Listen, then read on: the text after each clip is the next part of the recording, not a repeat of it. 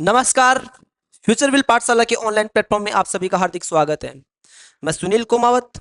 Last classes से अपनी series चल रही थी SSC GK GS PYQ series, जिसमें हम प्रयास कर रहे थे एसएससी के जीके के क्वेश्चंस के ट्रेंड और उसके पैटर्न को समझने का प्रयास कर रहे थे, चेक करने का प्रयास कर रहे थे।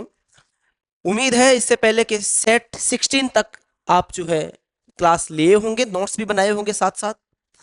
आज बात कर रहे होंगे अपन सेट 17 और इसका फर्स्ट क्वेश्चन जो है वो आपके सामने होने वाला है कि हिंद महासागर की औसत लवणता कितनी है। बहुत इजी लेवल का क्वेश्चन है। एसएससी सीजीएल वर्ल्ड ज्योग्राफी से ये क्वेश्चन है। सीजीएल में 2022 का क्वेश्चन है। मेरे प्यारे बच्चे, जब हम बात कर रहे होंगे औसत लवणता की, किसकी बात कर रहे होंगे? औसत लवणता की। जो औसत लवणता हम कैसे निकालते हैं या कैसे उसको आइडेंटिफाई करते हैं? महासागरों में जब हम बात कर रहे होंगे, मान लो हमने समुद्री जल लिया है। जब हम समुद्री जल 1000 ग्राम समुद्री जल ले लिया हमने, कितना ले लिया? 1000 ग्राम समुद्री जल अपन ने ले लिया। 1000 ग्राम समुद्री जल हमने लिया है और 1000 ग्राम समुद्री जल में जो है लवणता की मात्रा, सेलिनिटी की मात्रा, नमक की मात्रा कितनी है? नमक की मात्रा कितनी है? उस बेसिस पर हम जो है क्या निकालते हैं? लवणता। क्या निकालते हैं? लवणता निकालते हैं। तो ध्यान दीजिएगा, हिंद महासागर की औसत लवणता कितनी है? मेरे प्यारे बच्चे, जब हम बात कर रहे होते हैं औसत लवणता की, तो इसमें प्रति 1000 पार्ट्स, किसकी बात करते हैं? प्रति 1000 पार्ट्स की बात करते हैं। तो समुद्रों की औसत जो लवणता होती है वो कितनी होती है? वो लगभग लगभग जो कितनी होती है? 35 पार्ट्स 1000। ठीक है, यानी कि 1000 ग्राम समुद्री जल में कितना होता है लगभग? ठीक है, लगभग लगभग जो है 35 ग्राम क्या होता है? नमक की मात्रा होती है। ठीक है, ये एवरेज है। ये क्या है? एवरेज है। इसके अलावा जब हम बात कर रहे होते हैं, जैसे सबसे ज्यादा लवणता होती है, यानी कि कुछ ऐसी जगह है जहां पर क्या होती है?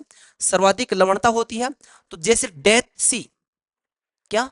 डेथ सी। तो डेथ सी कहां पर है? ये इजराइल और जॉर्डन की बात जब कर रहे होते हैं, ठीक है, इजराइल व जॉर्डन, इजराइल व जॉर्डन की सीमा पर क्या है? डेथ सी है। ठीक है, और डेथ सी में जो है ये लवणता जो है ये लगभग लगभग कई बार कितनी पहुंच जाती है? ये 300 से 350। ठीक है भाई, औसत तो सिर्फ कितना है? 35। ठीक है, पार्ट्स पर यूनिट, ठीक है, या पर थाउजेंड। तो इसमें क्या है? 300 से साढ़े 300 से लेकर 350 की अपन बात कर रहे होंगे, यानी कि 1000 ग्राम जल में लगभग लगभग जो है, ठीक है, 350 ग्राम क्या पाया जाता है? नमक की मात्रा पाई जाती है, सेलेनिटी पाई जाती है। इसके अलावा डेथ सी के अलावा आप याद रख सकते हो लाल सागर, रेड सी, लाल सागर, फारस की खाड़ी, फारस की खाड़ी, ठीक है, द गल्फ जिसको अपन बोलते हैं, यहां भी जो है सर्वाधिक लवणता पाई जाती है। परंतु कई बार क्वेश्चन पूछा जा सकता है कि सर्वाधिक लवणता वाला स्थल कौन सा है? तो आप क्या याद रखोगे? डेथ सी। क्या याद रखोगे? डेथ सी। और यदि सागर की बात आ जाए, किसकी बात आ जाए? सागर की बात आ जाए, तो आपको याद रखना है लाल सागर यानी कि रेड सी, और फारस की खाड़ी, गल्फ ऑफ फारस यानी कि द पर्सियन, द गल्फ की जिसकी बात कर रहे होंगे, उसमें सबसे ज्यादा क्या पाई जाएगी? लवणता पाई जाएगी। ठीक है, तो यहां पर की पॉइंट याद रखने के लिए है कि समुद्र की औसत लवणता कितनी होती है? समुद्र की औसत लवणता होती है 35। कितनी होती है? 35 ग्राम पार्ट्स पर थाउजेंड के हिसाब से होती है। और इसके अलावा यदि हम सबसे ज्यादा लवणता कहाँ की है? डेथ सी की। और यदि सागर क्वेश्चन, सागर से ओशियन से जाए, तो क्या पूछ रहे होंगे आप? लाल सागर और क्या? पर्शियन गल्फ, द गल्फ जो है, ठीक है, वहां पर सबसे ज्यादा क्या पाई जाती है? लवणता। तो यहां पर जो है राइट आंसर क्या हो जाता है मेरे प्यारे बच्चे? राइट आंसर हो जाएगा सी। क्या हो जाएगा? सी। आगे बढ़ते हैं अपन नेक्स्ट क्वेश्चन के लिए। नेक्स्ट क्वेश्चन जो है क्या है? पृथ्वी पर सबसे निचला ज्ञात बिंदु कहलाता है। मेरे प्यारे बच्चे, यहाँ पर क्वेश्चन जो पुटअप किया गया है वो पूछा गया है कि पृथ्वी का सबसे गहराई यानी कि डीप, ठीक है, उसकी बात की गई है कि पृथ्वी पर सबसे निचला ज्ञात बिंदु क्या कहलाता है, जो प्रशांत सागर में अवस्थित है। ठीक है, एमटीएस 2022 का क्वेश्चन है। ठीक है, तो ध्यान देना। लास्ट टाइम हम बात कर रहे थे प्रशांत महासागर में, जब हम बात कर रहे होते हैं किसकी, प्रशांत महासागर की, पैसिफिक ओशियन की, तो पैसिफिक ओशियन में जो है क्या है, मेरियाना ट्रेंच। मेरे प्यारे बच्चे क्या है, मेरियाना ट्रेंच। ठीक है, और मेरियाना ट्रेंच में जो है, ठीक है, जब मेरियाना ट्रेंच की अपन बात कर रहे होते हैं, मेरियाना ट्रेंच, ठीक है, तो मेरियाना ट्रेंच में एक है चैलेंजर गर्त। क्या है, चैलेंजर गर्त। और यही चैलेंजर गर्त जो है, ठीक है, यही जो चैलेंजर गर्त है,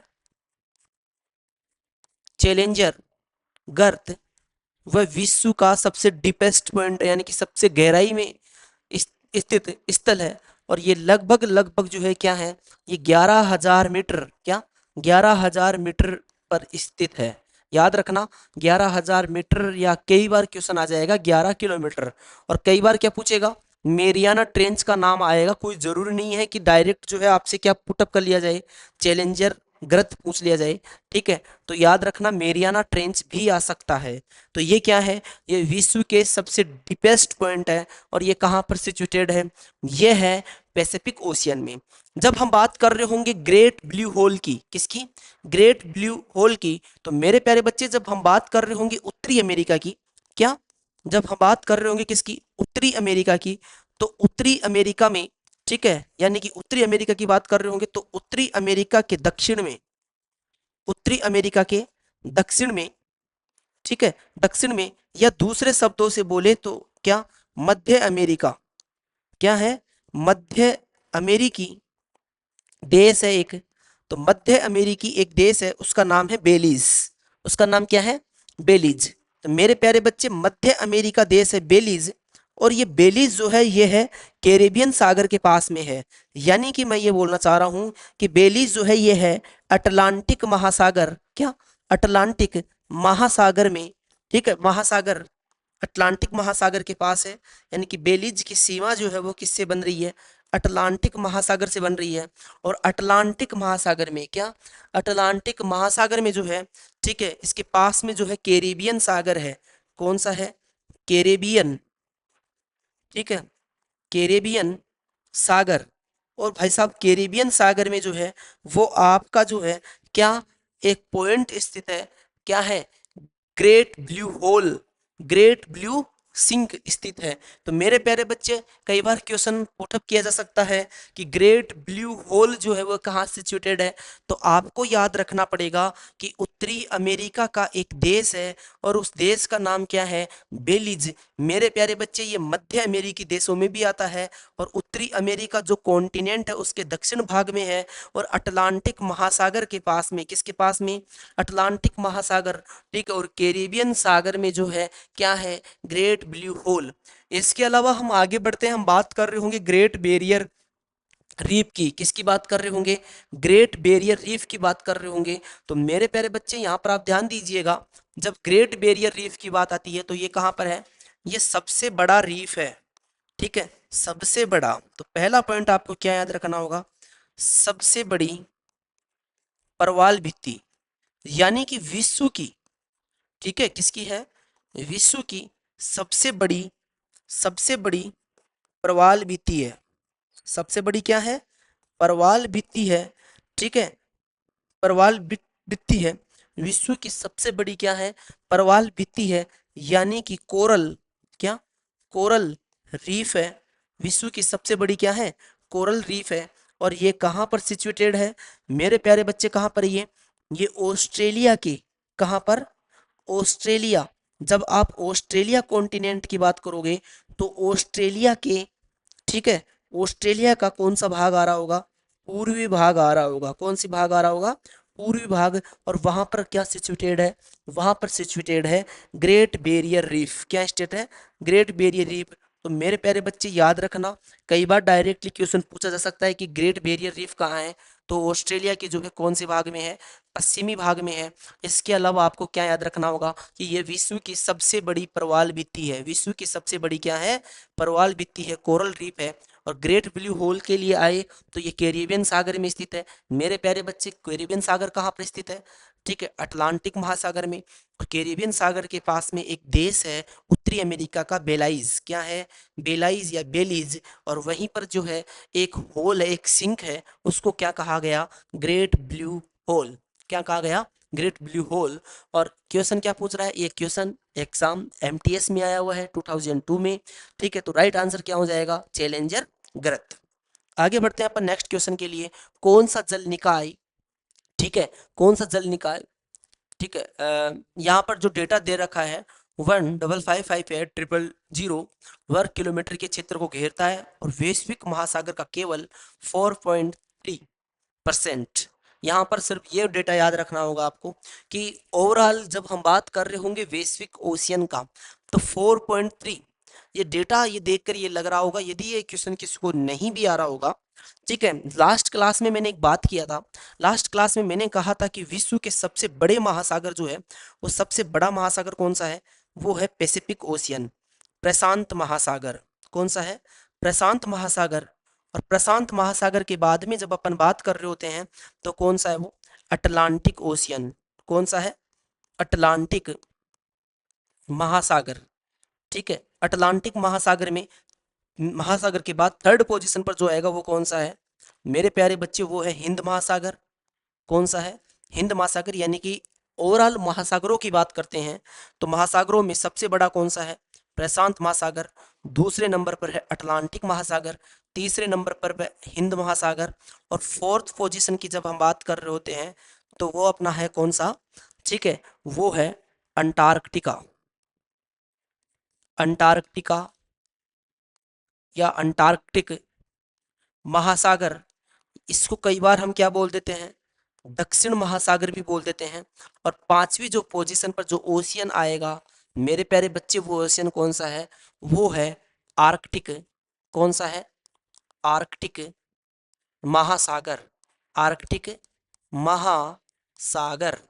ठीक है, तो यहाँ पर आप ध्यान दीजिए, मैं कहना चाह रहा हूँ कि ओवरऑल जितने भी ओशियन है, ओवरऑल जितने भी क्या है? ओशियन है, उसमें से जो है सबसे छोटा यानी कि सबसे कम एरिया कौन कवर कर रहा है?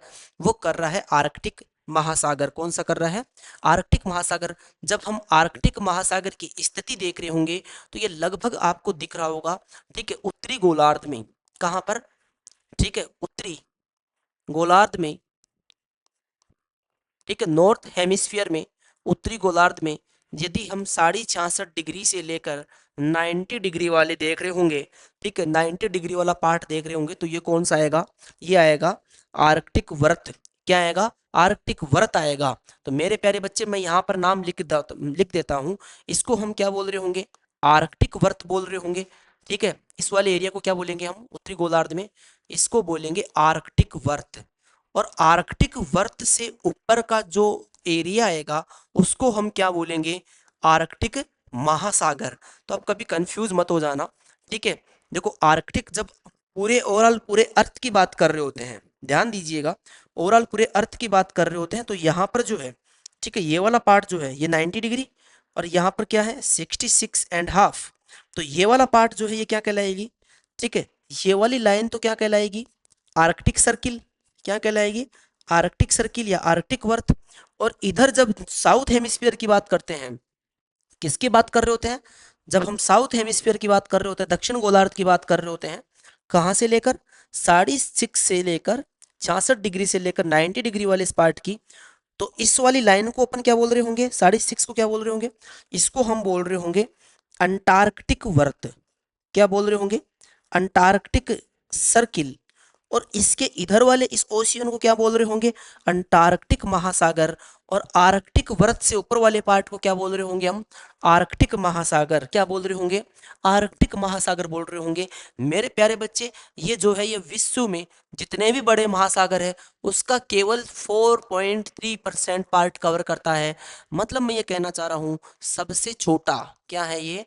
सबसे छोटा महासागर, विश्व का सबसे छोटा क्या? सबसे छोटा महासागर कौन सा है? आर्कटिक महासागर। ठीक है, आगे बढ़ते हैं अपन नेक्स्ट क्वेश्चन के लिए। तो इसमें राइट आंसर क्या हो जाएगा? Option B. मेरे प्यारे बच्चे, नेक्स्ट क्वेश्चन के लिए आगे बढ़ते हैं। क्वेश्चन है, दुनिया का सबसे बड़ा महाद्वीपीय शेल्फ कौन सा है? बहुत शानदार क्वेश्चन है। जब हम बात करते हैं कॉन्टिनेंटल शेल्फ की, किसकी बात करते हैं? कॉन्टिनेंटल शेल्फ की बात करते हैं। उसके बाद में हम बात कर रहे होते हैं किसकी? कॉन्टिनेंटल, ठीक है, उभार की बात कर रहे होंगे, स्लोप की बात कर रहे होंगे। तो यहाँ पर आप ध्यान दीजिएगा, मान लो ये सरफेस वाला पार्ट है। किसका पार्ट है ये? सरफेस। और सरफेस से जैसे जैसे हम नीचे जाते हैं तो ये वाला पार्ट यानी कि सतह से, तटीय क्षेत्र से लेकर, तटीय क्षेत्र से लेकर क्या, तटीय क्षेत्र से लेकर यहाँ तक, ठीक है, यहाँ तक वाला जो ये वाला एरिया आ रहा होगा, इसको हम क्या बोलेंगे? इसको हम बोलेंगे कॉन्टिनेंटल शेल्फ। क्या बोलेंगे? कॉन्टिनेंटल शेल्फ या महाद्वीपीय मग्न तट। और ये जो है ये लगभग लगभग ये कितना होता है मेरे प्यारे बच्चे? ये जो है ये लगभग लगभग कोस्ट से 200 मीटर तक होता है, 200 मीटर तक होता है। और इसका आर्थिक उपयोगिता होती है, इसकी क्या होती है? आर्थिक उपयोगिता होती है, यानी कि इकोनॉमिक इम्पोर्टेंस होती है। और आर्थिक उपयोगिता किस सेंस में होती है? मत्स्य पालन में। किस में? मत्स्य पालन में, ठीक है। यानी कि सबसे ज्यादा फिशरीज या फिश प्रोडक्शन कहाँ पर पाए जाएंगे? ये कॉन्टिनेंटल शेल्फ वाले पार्ट में पाए जाते हैं। मेरे प्यारे बच्चे, उम्मीद है आप महाद्वीपीय शेल्फ यानी कि कॉन्टिनेंटल शेल्फ के बारे में आप समझ चुके होंगे। आगे यहाँ पर क्वेश्चन में ये पुटअप किया गया है आपसे कि दुनिया का सबसे बड़ा महाद्वीपीय शेल्फ कौन सा है? तो मेरे प्यारे बच्चे, सीधी सी बात है, ठीक है। अब यहाँ पर आप लॉजिक ये मत लगा देना कि प्रशांत महासागर सबसे बड़ा है तो उसका शेल्फ भी बहुत बड़ा होगा, ऐसी बात नहीं है, ठीक है। आर्कटिक महासागर में साइबेरियन शेल्फ, इसके अलावा नेक्स्ट यहाँ पर पूछा गया हिंद महासागर का शेल्फ, भारत का शेल्फ, ठीक है। तो भारत का शेल्फ तो सबसे छोटे शेल्फों में से एक आएगा, ये गलत है। प्रशांत महासागर का पॉसिबिलिटीज नहीं है। हिंद महासागर का बड़ा है परंतु साइबेरियन शेल्फ से बड़ा नहीं है। तो मेरे प्यारे बच्चे, राइट आंसर क्या हो जाएगा? राइट आंसर हो जाएगा ऑप्शन डी। आगे बढ़ते हैं अपन नेक्स्ट क्वेश्चन के लिए, ठीक है। नेक्स्ट क्वेश्चन है, निम्नलिखित में से कौन सा उष्ण कटिबंधीय महासागरों में पाए जाने वाले द्वीपों का एक समूह है? यहाँ पर देखो क्या पूछा जा रहा है, यहाँ पर क्वेश्चन है उष्ण कटिबंधीय महासागरों की बात की जा रही है, ठीक है। तो कौन सा उष्ण कटिबंधीय महासागरों में पाए जाने वाले द्वीपों का एक समूह है जिसमें प्रवाल भित्तियां, किसकी बात की जा रही है? प्रवाल भित्तियां और एक केंद्रीय अवसाद शामिल है।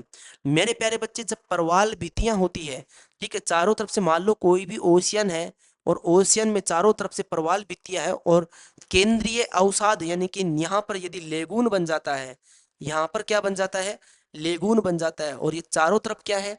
चारों तरफ यहाँ पर प्रवाल भित्तियां है, ठीक है। यानी कि प्रवाल, ये क्वेश्चन सीजीएल का क्वेश्चन है 2022। यहाँ पर मान लो चारों तरफ जो है भित्तियां बन गई, ठीक है, यहाँ पर भित्तियां हैं और अंदर जो है क्या, लेगून का निर्माण हो गया, लेगून झील का निर्माण हो गया। तो मेरे प्यारे बच्चे, इसको अपन क्या बोलते हैं? इसको हम बोलते हैं एटोल। क्या बोलते हैं इसको? इसको बोलते हैं एटोल, यानी कि इस स्ट्रक्चर को, इस संरचना को हम बोल रहे होते हैं एटोल। तो एटोल संरचना कहाँ पाई जाती है? महासागरों में। ऑप्शन ए दे रखा है गयोट्स। गयोट्स क्या होता है? कई बार क्या होता है, ध्यान देना, महासागरों में, ठीक है, जब मान लो ये वाला महासागर है, ठीक है, और ये ऊपर जो है सरफेस है, तो महासागरों में क्या होता है, जैसे सतह के ऊपर पठार होता है, प्लेट्यू होता है, वैसे ही महासागरों में एक ऐसा माउंटेन होता है। महासागरों में क्या होता है? माउंटेन होता है, जो ऊपर से क्या होता है? ऊपर से प्लेन होता है। ऊपर से क्या होता है? प्लेन होता है, ठीक है। यानी कि महासागरों में कोई ऐसा माउंटेन हो, ओशियन में कोई ऐसा क्या हो? माउंटेन हो, और वह माउंटेन क्या हो? ऊपर से प्लेन हो, ऊपर से क्या हो? प्लेन हो। तो नीचे वाला जो माउंटेन है, ठीक है, मैं दो स्ट्रक्चर बना देता हूं यहाँ पर, ठीक है। एक तो बना देता हूं जो ऊपर से क्या है? प्लेन है। और दूसरा स्ट्रक्चर जो है मैं यहाँ पर बना देता हूं जो एक नॉर्मल माउंटेन जैसे होता है सरफेस के ऊपर, वैसे है। और ये सारे के सारे कहाँ पर है? ये डीप ओशियन यानी कि महासागरों में है। किस में है ये? महासागरों में है। तो यहाँ पर दो स्ट्रक्चर ध्यान दीजिएगा, ठीक है। इस वाले को अपन क्या बोल रहे होंगे? यानी कि महासागरों में ऐसा माउंटेन जो ऊपर से क्या हो? प्लेन हो, उसको हम कहेंगे गयोट्स। क्या कहेंगे? गयोट्स।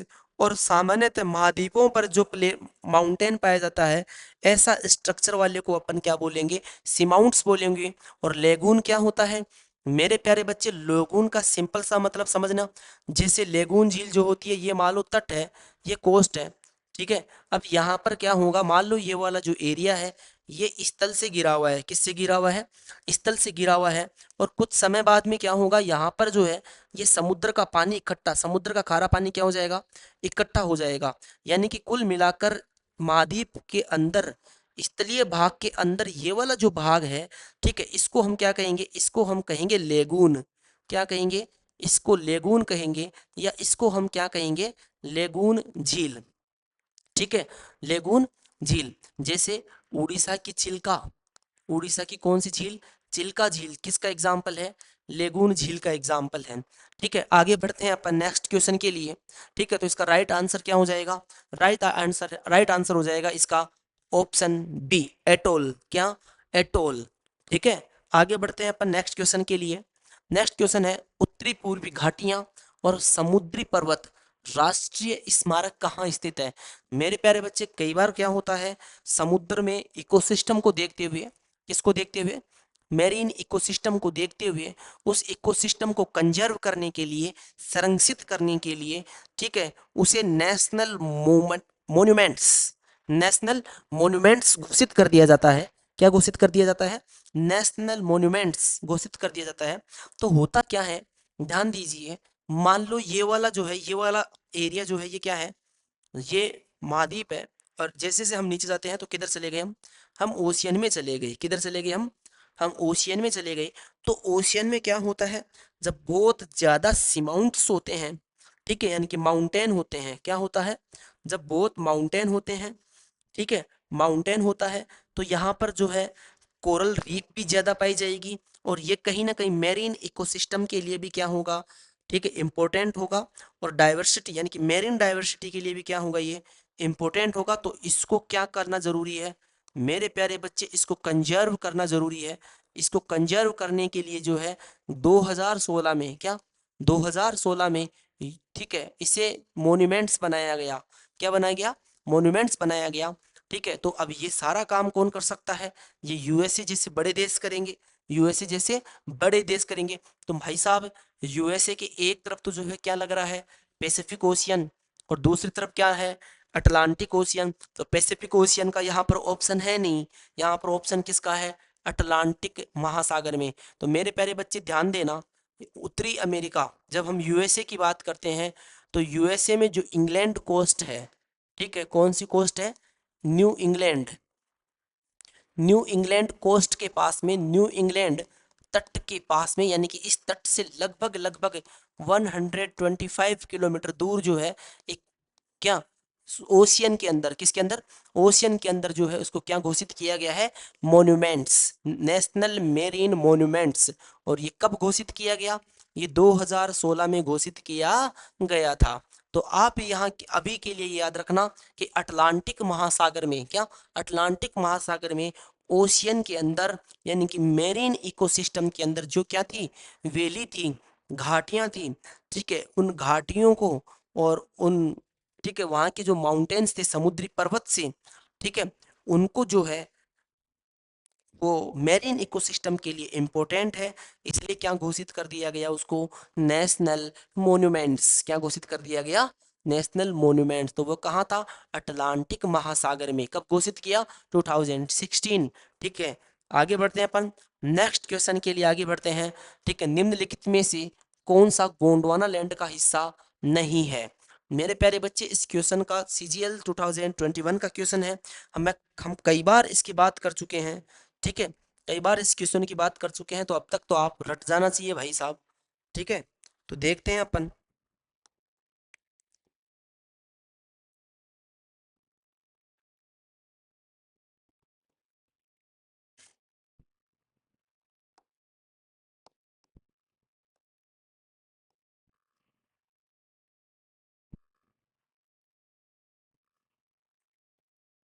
ये वाला पार्ट ध्यान दो, उसके बाद में अपन बात कर रहे होंगे किसकी, ये वाला पार्ट की। नेक्स्ट, उसके बाद में देखो ये वाला पार्ट, ये किसका पार्ट था, ठीक है। आप ध्यान दो, निम्नलिखित में से कौन सा गोंडवाना लैंड का हिस्सा नहीं है? मेरे प्यारे बच्चे, गोंडवाना लैंड कौन सा, ठीक है, जब पेंजिया को 2 पार्ट्स में डिवाइड कर देते हैं। ये वाला पार्ट कौन सा था? ये वाला पार्ट था पेंजिया। किसका पार्ट था? पेंजिया।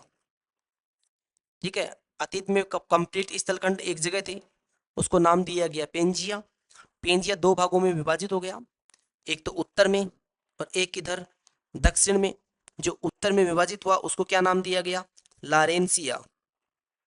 क्या नाम दिया गया? लारेंसिया। और जो दक्षिण में गया उसको क्या नाम दिया गया? गोंडवाना लैंड। क्या नाम दिया गया? गोंडवाना। ठीक है, तो अभी हम इस गोंडवाना की बात कर रहे होंगे, यानी कि ये दक्षिण वाला जो पार्ट है ये कंप्लीट क्या है? गोंडवाना। तो इसमें से क्या क्या बना? इस साइड से क्या बना? उत्तरी अमेरिका। तो मैं यहाँ पर एक मेंशन कर देता हूँ, सॉरी, दक्षिण अमेरिका। ठीक है, उत्तरी अमेरिका किस में गया? लारेंसिया में। और दक्षिण अमेरिका किस में आ गया? गोंडवाना में। इधर से कौन सा आ गया? अफ्रीका। तो एक आप याद रखना, अफ्रीका। कौन सा? अफ्रीका। इसके अलावा आप एक पार्ट रखना, कौन सा? भारत वाला। ठीक है, इंडो ऑस्ट्रेलियन। इसमें भी आप सिर्फ जो है याद रखना प्रायद्वीपीय भारत। कौन सा? प्रायद्वीपीय भारत जो है वो पेनिनसुलर इंडिया ही सिर्फ किसका भाग है? ठीक है, गोंडवाना लैंड का। इसके अलावा लोरेंसिया, बाकी का इंडिया जो है वो किसका भाग है? वो नॉर्थ इंडिया के प्लेन जो है वो तो किसका है? वो तो 33 सागर के। और बाकी का माउंटेन रेंज जो है ये किसका भाग थी? ये लोरेंसिया की। ठीक है, तो प्रायद्वीपीय भारत किसका भाग है? ठीक है, प्रायद्वीपीय भारत जो है वो गोंडवाना लैंड का भाग है। इसके अलावा आप ध्यान रखना, ऑस्ट्रेलिया। ऑस्ट्रेलिया भी जो है वो किसका भाग है? ठीक है, ऑस्ट्रेलिया जो है वो किसका भाग है? वो भी गोंडवाना लैंड का है। तो क्वेश्चन क्या पूछ रहा है कि हिस्सा नहीं है। ऑस्ट्रेलिया जो है वो गोंडवाना लैंड का हिस्सा है, तो इसका मतलब ये राइट है। ठीक है, और आगे बढ़ते हैं। दक्षिण अमेरिका गोंडवाना लैंड का हिस्सा है, भारत गोंडवाना लैंड का। और उत्तरी अमेरिका जो है वो किसका हिस्सा है? लोरेंसिया का। इसके अलावा यूरोप वाला पार्ट, कौन सा? यूरोप वाला पार्ट, ये किसका पार्ट है? लोरेंसिया का। तो ठीक है, ये क्या पूछ रहा है? गोंडवाना लैंड का हिस्सा नहीं है, तो उत्तरी अमेरिका गोंडवाना लैंड का हिस्सा नहीं है। ठीक है, आगे बढ़ते हैं अपन नेक्स्ट क्वेश्चन के लिए। नेक्स्ट क्वेश्चन है, ग्रेट बैरियर रीफ के नाम से जाने जाने वाली दुनिया की सबसे बड़ी प्रवाल भित्ति भौगोलिक स्थान क्या है? अभी अभी मैंने इसके बारे में डिस्कस किया है, ऑस्ट्रेलिया। ठीक है, ऑस्ट्रेलिया का कौन सा भाग? जब हम ऑस्ट्रेलिया के कौन से भाग की बात कर रहे होते हैं? पूर्वी भाग की बात कर रहे होते हैं। MTS 2023 का क्वेश्चन है। ठीक है, तो ये किसका बना है? यहाँ पर जो है विश्व की सबसे बड़ी प्रवाल भित्ति यानी कि ग्रेट बैरियर रीफ सिचुएटेड है। आगे बढ़ते हैं अपन नेक्स्ट क्वेश्चन के लिए। नेक्स्ट क्वेश्चन जो है वो क्या है? लाखों साल पहले भारतीय उपमहाद्वीप लाखों साल पहले भारतीय उपमहाद्वीप मुख्य भूमि से एक बड़े समुद्र द्वारा क्या हो गया था? अलग किया गया था, जिसे किस नाम से जाना जाता है? ठीक है, ऑप्शन दे रखा है 33 महासागर, एशियन, प्रोमेथियस, टाइफॉन। तो यहाँ पर आप ध्यान दीजिएगा जब हम बात कर रहे होंगे। ठीक है, तो ये वाला जो पेंजिया था, अभी अभी मैं इसके बारे में डिस्कस कर चुका हूँ। पेंजिया जो है, पेंजिया 2 भागों में जब डिवाइड हो रहा था। चलो उसी क्वेश्चन को मैं आगे बढ़ा देता हूँ। ठीक है, ये वाला जो क्वेश्चन था उसको थोड़ा सा मैं डिटेल से आगे बढ़ाने का प्रयास कर रहा हूँ। ठीक है, मान लो ये वाला जो भाग था, एक तो किधर खिसक गया? दक्षिण में। एक किधर खिसक गया? नॉर्थ में। तो बीच में क्या बन गया? बीच में बन गया 33 महासागर। क्या बन गया? 33 सागर बन गया। ठीक है, 33 सागर बन गया। तो इस बीच वाले पार्ट की यहाँ पर बात हो रही है, तो ये क्वेश्चन तो ध्यान देना। तो हम अभी इसकी बात कर रहे होंगे। नेक्स्ट उसी क्वेश्चन में वापिस आते हैं अपन। लाखों साल पहले भारतीय उपमहाद्वीप मुख्य मुख्य भूमि से एक बड़े समुद्र द्वारा क्या कर दिया गया था? अलग, और उसे किस नाम जाना जाता है? 33। उसके बाद में एक ऑप्शन दे रखा है एजियन सागर। किसका नाम दे रखा है? एजियन सागर। तो मेरे प्यारे बच्चे, जब हम एजियन सागर की बात करते हैं तो ये यूनान और तुर्की के मध्य है। किसके मध्य है? जब हम यूनान की बात करते हैं और तुर्की के मध्य की बात करते हैं। ठीक है, यानी कि कुल मिलाकर ये एजियन सागर जो है, एजिनियन सागर जो है वो कहाँ पर है? यूरोप में। ठीक है, आगे बढ़ते हैं उसके बाद में नेक्स्ट क्वेश्चन के लिए। नेक्स्ट क्वेश्चन जो है वो है, निम्नलिखित में से कौन सा महासागर तल का हिस्सा नहीं है? मेरे प्यारे बच्चे, जब महासागरों की बात कर रहे होते हैं तो इसकी शुरुआत हम कहाँ से करेंगे? कॉन्टिनेंटल शेल्फ से। जैसे ही हम कोस्टल प्लेन की बात करते हैं, कोस्टल प्लेन के बाद में क्या आ रहा होता है? Continental shelf. क्या आ रहा होता है?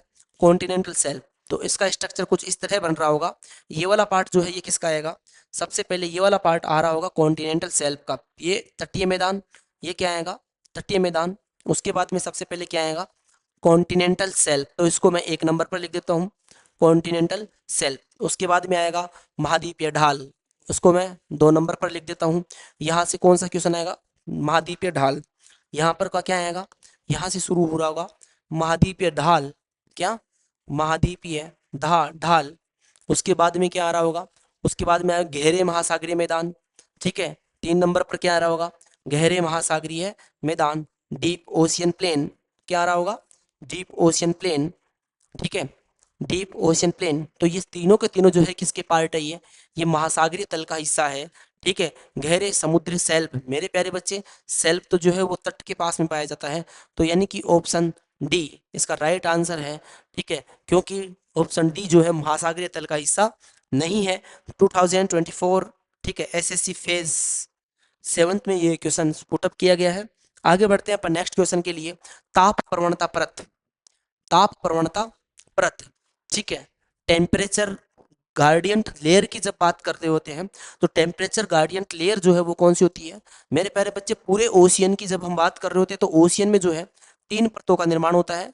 ओशियन में कितनी परतों का निर्माण होता है, 3 परतों का निर्माण होता है। ऊपर ही ऊपर जो है वो कौन सी होती है, वो सरफेस वाली परत होती है। कौन सी परत होती है, सरफेस, जहां से जो है सूर्य डायरेक्ट, यानी कि इस पूरी परत में सरफेस वाली जो परत होती है महासागर की, इसमें सूर्य की किरणें जो है वो डायरेक्ट पहुंच पाती है, डायरेक्ट पहुंच पाती है। ठीक है, ज्यादातर मैरीन सिस्टम जो है वो कहाँ पर सर्वाइव करता है, ऊपर वाली लेयर में करता है। उसके बाद में ये एक से एक लेयर जो आती है वो आती है गहरे महासागर, गहरे मैदान जो होते हैं, यानी कि डीप ओशियन में। कौन सी वाली होती है, डीप ओशियन में होती है। ठीक है, यहाँ सनरेज कभी भी नहीं पहुंच पाती है। इसके अलावा जो है ये बीच वाली जो परत होती है, इस परत को हम कहते हैं, ठीक है, बीच वाली परत को क्या बोला जाता है, इसको कहते हैं ताप प्रवणता परत।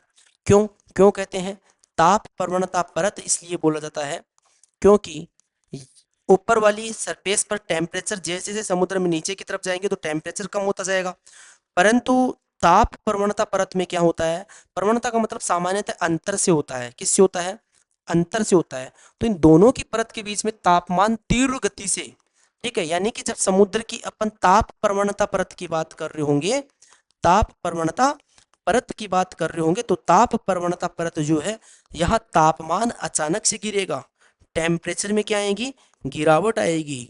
टेम्परेचर में क्या आएगी, गिरावट आएगी बहुत तेज गति से। ठीक है, बहुत तेज तेज गति से गिरावट आ रही होगी। तो महासागर की ये कौन सी परत है, तीसरी परत है। कौन सी परत है, तीसरी।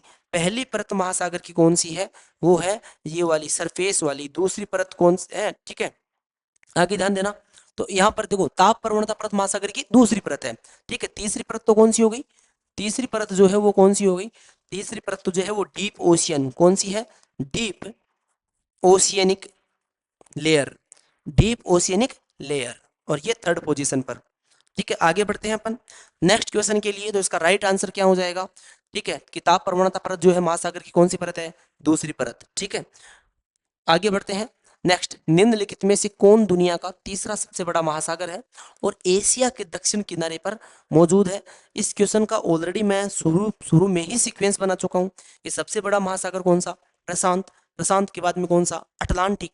अटलांटिक के बाद में कौन सा, इंडो ओशियन, हिंद महासागर।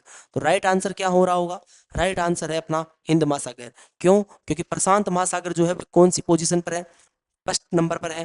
ठीक है, दक्षिण महासागर की जब बात करते हैं, दक्षिण महासागर कौन सा, दक्षिण महासागर को हम अन्य शब्दों में क्या बोलते हैं, ठीक है, अंटार्कटिक। अंटार्कटिक महासागर को ही क्या बोला जाता है, दक्षिण महासागर। ठीक है, और इसकी पोजीशन क्या है, ये फोर्थ पोजीशन पर आ रहा होगा। कौन सी स्तर पर आ रहा होगा, फोर्थ पोजीशन पर आ रहा होगा। ठीक है, तो राइट आंसर डी। आगे बढ़ते हैं नेक्स्ट क्वेश्चन के लिए। एक गांव ऐसे क्षेत्र में बसा है जहां भूमि महासागर से मिलती है। किससे मिलती है, महासागर से मिलती है। तो ऐसा क्षेत्र क्या कहलाता है, मेरे प्यारे बच्चे यहाँ पर ध्यान दीजिएगा। मान लो ये महाद्वीपीय भाग है। कौन सा भाग है, महाद्वीपीय भाग है, ये ओशियन रिज है। उसके बाद में मान लो ये तटीय क्षेत्र है, ये वाला कौन सा है, ये तटीय क्षेत्र है। इसको अलग कलर से मैं यहाँ पर हाईलाइटेड कर देता हूँ। ये क्षेत्र कौन सा है, तटीय क्षेत्र।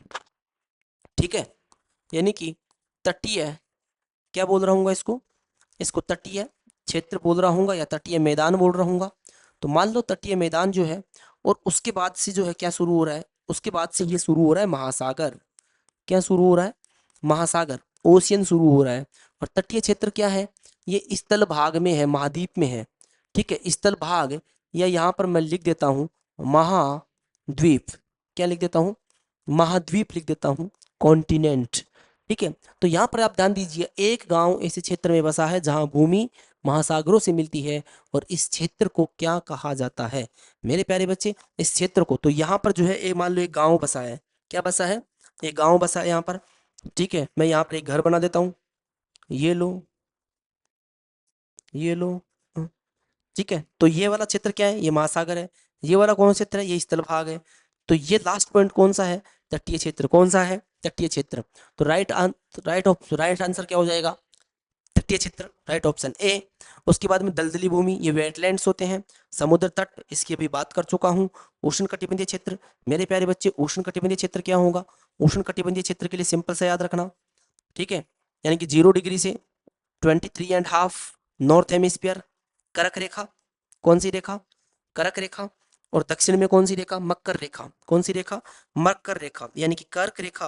आप उष्ण कटिबंधीय क्षेत्र के लिए सिंपल सा याद रखना कि कर्क रेखा और मकर रेखा के मध्य का जो क्षेत्र है उसे क्या कहेंगे अपन? उष्ण कटिबंधीय क्षेत्र। क्या कहा जाएगा? उष्ण कटिबंधीय क्षेत्र कहा जाएगा। ठीक है, ये आप इस पॉइंट को याद रखना। आगे बढ़ते हैं अपन नेक्स्ट क्वेश्चन के लिए। निम्नलिखित में से कौन आग्नेय चट्टान का एक प्रकार है? ठीक है, आग्नेय चट्टान, जब मेरे प्यारे बच्चे हम बात कर रहे होंगे इग्निशियस रॉक की, आग्नेय चट्टान की, तो आग्नेय चट्टान में आप सिंपल सा याद रखना, इग्निशियस रॉक सबसे पहले क्या हुआ? ज्वालामुखी उद्गार हुआ। क्या हुआ? ज्वालामुखी, ज्वालामुखी उद्गार। और ज्वालामुखी उद्गार से क्या निकला? मैग्मा। क्या निकला? मैग्मा। और मैग्मा ऊपर आकर क्या बना? लावा। ठीक है, तो मैग्मा या लावा के ठंडे होने से जो चट्टान बनती है, ठीक है, चाहे वो मैग्मा के ठंडे होने से बने, चाहे लावा के ठंडे होने से बने, उस चट्टान को हम क्या बोल रहे होंगे? आग्नेय चट्टान। क्या बोल रहे होंगे? आग्नेय चट्टान, इग्निशियस रॉक्स। तो हम बात कर रहे होंगे इग्निशियस रॉक्स के एग्जाम्पल। इग्निशियस रॉक्स के एग्जाम्पल, सबसे पहले हम बात कर रहे होंगे इसमें ग्रेनाइट। क्या? Granite, rhyolite,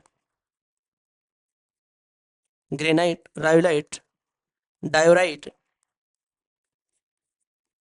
diorite, basalt, basalt, gabbro, basalt, gabbro. मेरे प्यारे बच्चे, ये सारी की सारी चट्टानें कौन सी है?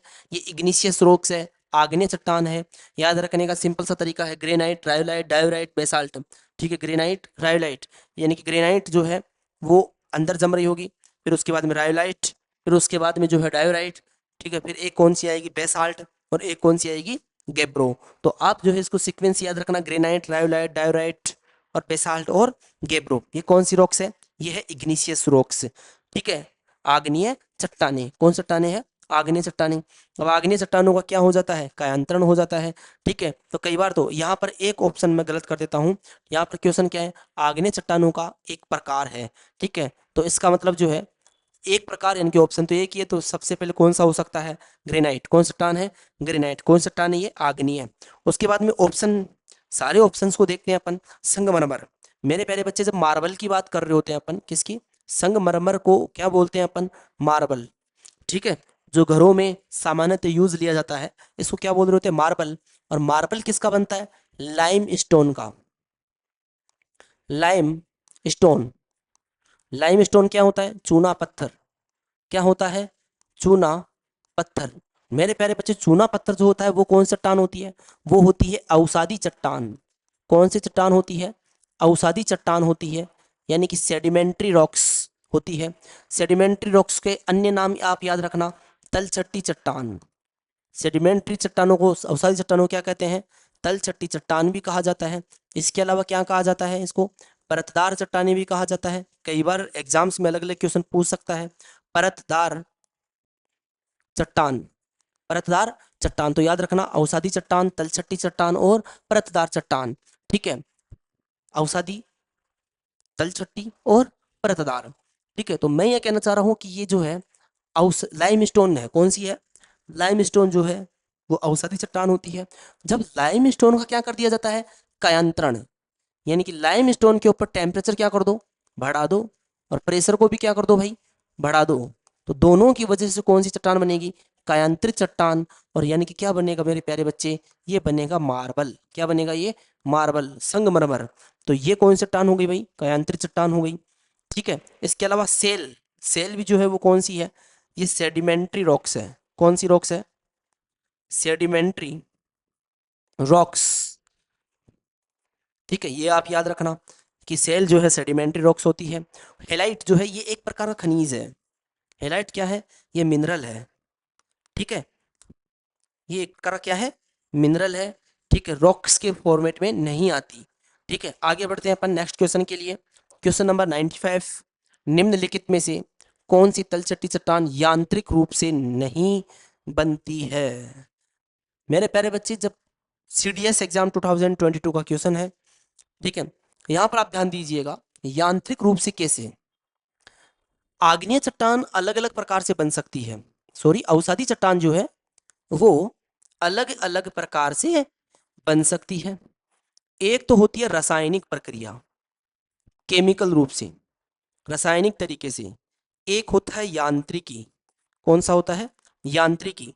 और एक होता है जैविक, एक होता है जैविक। जैसे आपने नाम सुन रखा होगा कोयला, कोयला जो है वो कौन सी है, वो जैविक रूप से बना हुआ है। कोयला हो गया, पेट्रोल हो गया, ये पेट्रोल ये किससे बना हुआ है, ये जैविक फॉर्मेशन से बना हुआ है।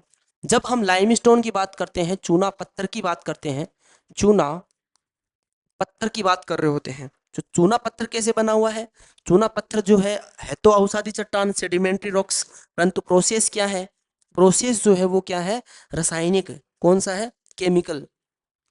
उसके बाद में जब बात कर रहे होते हैं किसकी, ठीक है, देखो यहाँ पर जो है ऑप्शन क्या बता रखा है, सैंडस्टोन की। सैंडस्टोन कैसे बना है, यांत्रिक, यानी कि छोटे छोटे पत्थरों के टुकड़ों के जमाव से, छोटे छोटे नदियों ने क्या किया होगा, छोटे छोटे पत्थरों के टुकड़े काटा होगा, उनका डेनुडेशन किया होगा, अनाच्छादन किया होगा, और बाद में वो जाकर क्या हो गए, जम गए। मेरे प्यारे बच्चे, बाद में जाकर ये स्टोन क्या हो गए, जम गए। तो इससे क्या बना होगा, इसे सैंड स्टोन बना है, या क्या बना है, कांगलो दोमट बना है, या लोएस बना होगा। ठीक है, क्या बना होगा, लोइस। ऑप्शन क्या दे रखा है, ऑप्शन है गिजरसाइट्स। ठीक है, तो जब हम बात करते हैं गिजरसाइट्स की, तो ये कौन सा फॉर्मेशन है, ये तो रासायनिक प्रक्रिया है। कौन सी प्रक्रिया है, रासायनिक। तो लोएस छोटे छोटे कण होते हैं, ठीक है, मिट्टी के छोटे छोटे कण होते हैं। तो इसमें राइट आंसर क्या हो जाएगा, ठीक है, गिजरसाइट्स। क्या हो जाएगा, गिजरसाइट्स। ठीक है तो सेडिमेंट्री रॉक्सी, परंतु कैसे बनी है, ये केमिकल फॉर्मेशन से बनी है। ठीक है, आगे बढ़ते हैं अपन नेक्स्ट क्वेश्चन के लिए। क्वेश्चन नंबर 96, व्यक्तिगत लावा प्रवाह है, यानी कि हम जो है सरफेस के ऊपर लावा का क्या कर रहे हैं, उसको फ्लो कर रहे हैं। आमतौर पर केवल कुछ फीट मोटे होते हैं, लेकिन लंबे समय तक बार बार प्रवाह से ज्वालामुखी का निर्माण कर सकता है। तो उसे, उस ज्वालामुखियों को हम क्या कहा जाएगा। मेरे प्यारे बच्चे, यहाँ पर ध्यान दीजिएगा, मान लो ये ज्वालामुखी उद्गार हो रहा है सरफेस के ऊपर, किसके ऊपर, ये सरफेस है, नीचे से ज्वालामुखी उद्गार हो रहा है, नीचे से क्या हो रहा है, वोल्केनो इरप्शन। अब ज्वालामुखी में जो है सिलिका की मात्रा कम है, ठीक है, यानी कि मैग्मा में सिलिका की मात्रा क्या है, कम है। तो सिलिका की मात्रा कम होगी तो उसका घनत्व ज्यादा होगा, और जो है वो कैसा होगा, वो होगा क्षारीय, अम्लीय नहीं होगा। जब वो अम्लीय नहीं है, ध्यान दीजिएगा, जब क्या नहीं है, अम्लीय नहीं है, तो और वो क्या है, क्षारीय है, तो इसका मतलब वो क्या होगा, वो लिक्विड अवस्था में होगा। कैसी अवस्था में होगा, लिक्विड अवस्था में होगा। तो यहाँ पर आप ध्यान दीजिएगा, जब ये जो लावा है ये तरल अवस्था में होगा, तो इसका फैलाव कैसे होगा, दूर तक, इसका फैलाव भी कैसे होगा, दूर तक होगा। ठीक है, तो मान लो ये जो है लावा बाहर निकल रहा है, और ये लावा का क्या हो रहा है, फैलाव हो रहा है। तो लगातार रूप से मैं आपसे एक बोल रहा हूँ कि लगातार रूप से ये लावा जो है ऐसे फैलता रहेगा, ठीक है, फैलता रहेगा। तो यहाँ पर एक क्या बन गई, एक सिल्ड बन गई। क्या बन गई, एक सिल्ड बन गई, एक परत बन गई। ठीक है, तो इस स्ट्रक्चर को अपन क्या बोल रहे होंगे, सिल्ड ज्वालामुखी। क्या बोल रहे होंगे, सिल्ड ज्वालामुखी। तो ध्यान दीजिएगा, यहाँ पर क्या बोल रहा है कि लंबे समय तक बार बार प्रवाह है, लंबे समय तक लावा का प्रवाह क्या हो रहा है, बार बार हो रहा है। ठीक है, प्रवाह क्या हो रहा है, बार बार हो रहा है, और ज्वालामुखी का निर्माण कर सकता है। तो इसे ज्वालामुखी को क्या कहा जाता है, सिल्ड ज्वालामुखी। क्या कहा जाता है, सिल्ड ज्वालामुखी। मेरे प्यारे बच्चे, समग्र ज्वालामुखी को इंग्लिश में अच्छा नाम होता है इसका कंपोजिट वोल्केनो, क्या होता है, कंपोजिट ज्वालामुखी, ठीक है, कंपोजिट या इष्टद्रोह ज्वालामुखी, क्या बोल रहे होंगे, ये दोनों ही ज्वालामुखी की एक नाम है, तो ऑप्शन बी और ऑप्शन सी दोनों ही एक ही फॉर्मेशन होती है ज्वालामुखी की। इसमें क्या होता है, इसमें मैग्मा में सिलिका की मात्रा, कंकड़ पत्थर की मात्रा, मतलब कहीं ना कहीं ये क्या होगा, कंपोजिट होगा, क्या होगा, कंपोजिट होगा, ठीक है, केंद्रीय उद्भेदन, सेंट्रल, ठीक है, सेंट्रल इरप्शन प्रकार का ये वोल्केनो होगा, ठीक है, तो इसको हम क्या बोल रहे होंगे, कंपोजिट वोल्केनो। इसके अलावा सिंडर कोन ज्वालामुखी, कौन सा, सिंडर कोन ज्वालामुखी जो होगा वो ध्यान दीजिएगा, ये कैसा होगा, इसमें थोड़ा बहुत जो है ये क्या होगा, एसिडिक होगा, ठीक है, थोड़ा ठोस होगा, तो एक ऐसा सिंडर शंकु बना लेगा, क्या बना लेगा, शंकु बना लेगा, यानी कि कोन बना लेगा, क्या बना लेगा, कोन बना लेगा, ठीक है, तो ये ज्वालामुखी अलग टाइप का हो गया, तो हमारा जो राइट आंसर होगा वो क्या होगा, ऑप्शन ए सिल्ड ज्वालामुखी। आगे बढ़ते हैं अपन नेक्स्ट क्वेश्चन के लिए, क्वेश्चन नंबर 97, निम्नलिखित राज्यों या केंद्र शासित प्रदेशों में से किसमें भारत में कोरल रीफ के तहत सबसे बड़ा क्षेत्र है। मेरे प्यारे बच्चे, कोरल रीफ की यहाँ पर बात हो रही है, ठीक है, अभी अभी मैंने बात किया था कि विश्व का सबसे बड़ा कोरल रीफ कौन सा है। कमेंट बॉक्स में कमेंट करके आप बताइए कि सबसे बड़ा कोरल रीफ कौन सा है, तो कौन सा है, ऑस्ट्रेलिया का, कौन सा है। उसके बाद में आगे ध्यान दीजिएगा, ऑप्शन क्या है, ऑप्शन गुजरात, तमिलनाडु, अंडमान निकोबार आइलैंड, और एक क्या है, लक्षद्वीप, क्या है, लक्षद्वीप। तो जब हम बात कर रहे हो कि किसकी, गुजरात और तमिलनाडु, यहाँ पर पॉसिबल है नहीं, ठीक है, तो अंडमान निकोबार जो है ये कौन सा है, ये आइलैंड है, ये तो वोल्केनिक है, क्या है ये, वोल्केनो प्रोसेस से बना है, ज्वालामुखी से, ठीक है, यानी कि आप याद रखना कि अंडमान निकोबार आइलैंड जो है वो किससे बना है, ज्वालामुखी उद्गार से। और जब लक्षद्वीप है ये क्या है, ये कोरल आइलैंड है, प्रवाल द्वीप, कौन सा द्वीप है, प्रवाल द्वीप है, ये आप याद रख के चलना कि लक्षद्वीप जो है वो कौन सा द्वीप है, प्रवाल द्वीप है, ठीक है। आगे बढ़ते हैं अपन, तो इसका राइट आंसर क्या हो जाएगा, ऑप्शन डी, ऑप्शन डी 2022 का ये क्वेश्चन पूछा गया है, ठीक है। तो आगे ध्यान देना, क्वेश्चन नंबर 98, निम्नलिखित में से कौन सा युग्म सही सुमेलित है। यहाँ पूछा गया है कि आपको पठार और महाद्वीप हो, यानी कि कौन सा पठार कौन से महाद्वीप में है, इसको क्या करना है, सुमेलित करना है, क्या करना है, सुमेलित करना है। तो आइए देखते हैं, ठीक है, फर्स्ट ऑप्शन दे रखा है एबिसियन, एबिसियन, ठीक है, एबिसिनियन। मेरे प्यारे बच्चे, जब एबिसिनियन होता है तो इसको हम क्या बोलते हैं, इथोपिया, ठीक है, ये अफ्रीका के इथोपिया में है, तो कई बार जो है हम इसको क्या बोल देते हैं, इथोपियन पठार भी हम इसको बोल सकते हैं। मेरे प्यारे बच्चे, इथोपिया में, तो इसका सीधा सीधा मतलब है अफ्रीका महाद्वीप, बिल्कुल राइट है ऑप्शन, यानी कि जब हम बात कर रहे हैं पहला युग्म, पहला युग्म क्या है, राइट है, तो इसका मतलब यहाँ पर ऑप्शन सी जो है वो क्या हो जाता है, गलत हो जाता है, क्योंकि इसमें ए का ऑप्शन ही नहीं दे रखा होगा, ठीक है। पेंटागोनिया, मेरे प्यारे बच्चे, पेंटागोनिया की बात आती है तो पेंटागोनिया जो है ये कहाँ पर है, ये दक्षिण अमेरिका में है, कहाँ पर है, दक्षिण अमेरिका में है, आप याद रखना। पेंटागोनिया की जब बात करते हैं तो कहाँ पर है, ये दक्षिण अमेरिका महाद्वीप में, न कि ऑस्ट्रेलिया में। इसका मतलब ऑप्शन दो क्या हो जाता है, गलत, ठीक है, ऑप्शन दो क्या हो जाता है, तो गलत। तो जहां जहां दो है वहां वहां हटा दो। अब अपनी टेंशन है सिर्फ 50%। एनातोलिया, क्या, एनाटोलिया एशिया, उसके बाद में इबेरियन जो है वो उत्तरी अमेरिका में है। मेरे प्यारे बच्चे, एनाटोलिया जो है ये ऑप्शन तीन जो है ये बिल्कुल सही है। एनाटोलिया का जो पठार है वो कहाँ पर है, एशिया महाद्वीप में, कहाँ पर है, एशिया महाद्वीप में है, ठीक है। इबेरियन जो है ये कहाँ है, ये तो यूरोप में आएगा, यहाँ ऑप्शन दे रखा है क्या, उत्तरी अमेरिका, तो ये क्या हो गया, गलत। तो ऑप्शन तीन सही है, तो इसका मतलब ये गलत हो गया, एक और तीन। राइट आंसर, राइट ऑप्शन क्या होगा, बी, राइट ऑप्शन क्या होगा, बी, ठीक है। एक ठीक लेवल का क्वेश्चन है, मॉडरेट लेवल का क्वेश्चन है, बहुत हार्ड भी नहीं बोल सकते, वर्ल्ड ज्योग्राफी का क्वेश्चन है। ये क्वेश्चन सीडीएस एग्जाम 2023 का है। पॉसिबिलिटीज है कि आने वाले इन फ्यूचर एसएससी सीजीएल जो है वो भी ऐसे क्वेश्चन कई बार पुटअप कर रहा है, हो सकता है इसी फॉर्मेट का इसे ही क्वेश्चन पूछ लिया जाए। तो आगे बढ़ते हैं अपन नेक्स्ट ऑप्शन के लिए, क्वेश्चन नंबर 99, ज्वालामुखी के बारे में निम्नलिखित में से कौन सा कथन सही है। ज्वालामुखी की ताकत को ज्वालामुखी विस्फोटक सूचकांक द्वारा मापा जाता है। वोल्केनो, ठीक है, वोल्केनो ब्लास्ट इंडेक्स होता है एक, ठीक है, उसके द्वारा जो है ज्वालामुखी कितनी उसकी स्ट्रेंथ है उसको नापा जाता है। मेरे प्यारे बच्चे ये ऑप्शन बिल्कुल ठीक है, सही है कि ज्वालामुखी विस्फोटक सूचकांक, ठीक है, सही है, राइट कर देते हैं इसको। आइसलैंड और फिलीपींस ज्वालामुखी गतियों द्वारा बनाए गए हैं। मेरे प्यारे बच्चे बिल्कुल एग्जैक्ट सही है। आइसलैंड, आइसलैंड की जब हम बात करते हैं, ठीक है, आइसलैंड बहुत इंपॉर्टेंट आइलैंड है, ठीक है, तो इसका निर्माण जो है वो कैसे हो रहा है, आइसलैंड का निर्माण जो है कहाँ हो रहा है, ये अटलांटिक महासागर, कहाँ पर है, अटलांटिक महासागर में। पहला पॉइंट तो आप यही याद रखना कि आइसलैंड जो है वो कहाँ है, अटलांटिक महासागर में। कई बार क्वेश्चन आ सकता है अटलांटिक महासागर में, ठीक है, यानी कि अटलांटिक महासागर में पटेल पट जो प्लेटों का क्या हो रहा है, अपसरण हो रहा है, दो प्लेटें आपस में दूर जा रही है, वहां पर क्या हो रहा है, वहां पर वोल्केनो इरप्शन हो रहा है। कुल मिलाकर मैं ये बोल रहा हूं कि अटलांटिक, क्या, Atlantic ocean ridge, Atlantic ocean ridge से जो वोल्केनो इरप्शन हुआ है उससे क्या बना, आइसलैंड, क्या बना, आइसलैंड। आगे बढ़ते हैं। जब बात कर रहे होंगे फिलीपींस की, किसकी बात कर रहे होंगे, फिलीपींस की बात कर रहे हैं, तो जब फिलीपींस की बात करते हैं तो इसमें कुछ आइलैंड आते हैं, जैसे लुजोन, एक आता है मिंडानाओ, कौन सा आता है, मिंडानाओ, एक अपना कौन सा आ रहा होगा, पालवान, कौन सा आ रहा होगा,